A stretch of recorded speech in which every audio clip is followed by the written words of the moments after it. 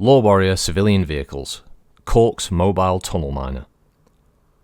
Mobile tunnel miners, or MTM, have been a mainstay of interstellar exploration since the first colony was established on New Earth. Built in a multitude of forms, MTMs can be found on almost every habitable world in the human sphere. Suitable for ore mining, deep surface mining, and, of course, tunnel creation, MTMs haven't changed much in design since Caterpillar Deer unveiled the Mole-Rat tracked subsurface miner in 2190. The Corx MTM by Terex Scheif is one of the most venerable designs of the MTM. It was first built in 2420 on New Earth, and it's capable of creating any shaped tunnel that's needed, thanks to the TS Essex Rock Cutter platform, allowing cuts that range up to 45 degrees off the horizontal. Combining a 16-speed cutter with a lightweight condensing system that apparently is to keep the blades and rock from superheating from all the friction, the Corx can execute standard cuts over 5 times faster than that of the Mole-Rat, which would eventually disappear from most mining consortium inventories by 2540.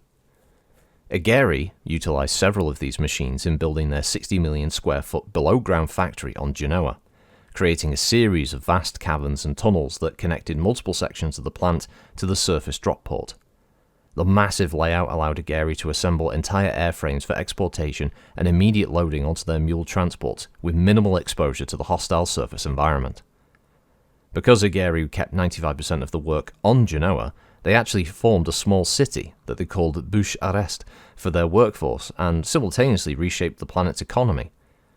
Without the Agari plant, it was assumed that Genoa would fade as a colony, since the harsh environment and the claustrophobia-inducing tunnel systems there would wear down even the hardiest of people.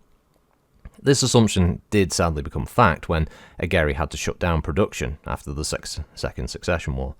When critical systems started to fail and no information on how to retool the plant became available, with the death of these centuries-old technologies, the assembly plant could no longer function as a whole, and Agari were reduced to creating spare parts for their own production models. The cutbacks came hard as business dwindled, and many citizens of Genoa were forced to leave the system entirely in search of opportunity elsewhere. The large fleet of mobile tunnel miners was eventually sold off at auction by 2982, as they were no longer needed for planetary development. Contard Mining, however, bought several of the Agari models, using them to develop new mines on New Certis. The Corx was ideal for use in the frozen crust of the northern tundra.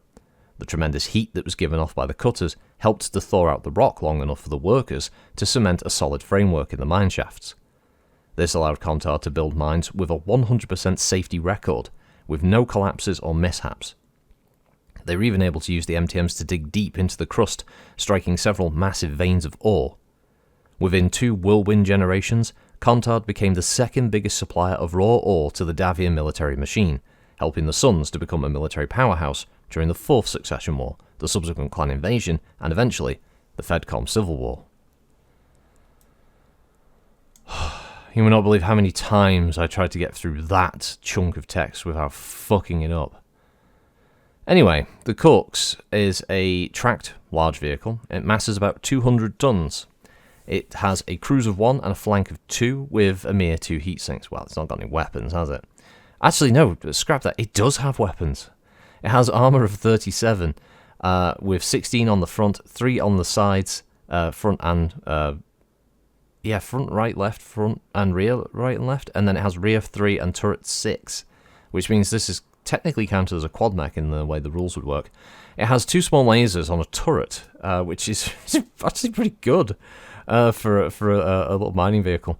It has a crew of 6, 3 plus 2 officers and 2 gunners, which is more than 6. If 3 plus 2 is 5, plus 2 is 7. I guess one of the gunners is, I don't know, he rides on the top, I don't know. I mean, in the artwork you can see him stood on there. It has 18.5 tons of liquid storage for cargo, which presumably is probably like fuel and obviously things for the crew. And it has a rear door to enter and exit the vehicle. It features environmental sealing chassis and control modification, has its mining drill, which only weighs 3 tons. The rock cutter itself is 5 tons, located on the front, 3 liquid sprayers on the front, a liquid sprayer on the back, on the left, and on the right, and it has 4 searchlights, which each weigh 2 fucking tons each, with 2 on the turret and 2 on the front. It's a colossal machine, as you can see, which makes sense because obviously real tunnel boring machines like that are also pretty damn big. But this is, you know, BattleTech big. This is like, you know, we can build mechs, we can build these things like as big as mechs. It's pretty cool. It's nice to get back to the vehicle annex, even if the writers of this one did decide to do some weird fucking things with the naming conventions, picking some of like completely bizarre things. But you know, it's a bit of a fuck up when you're trying to dry read them the first time and you haven't pre-read it like multiple times over to make sure you don't screw it up. My fault, I know. Still, the Corks mobile tunnel miner. Anyway, catch you all for the next one. Have a good one. Thanks for listening as always. I'll see you next time. Bye bye.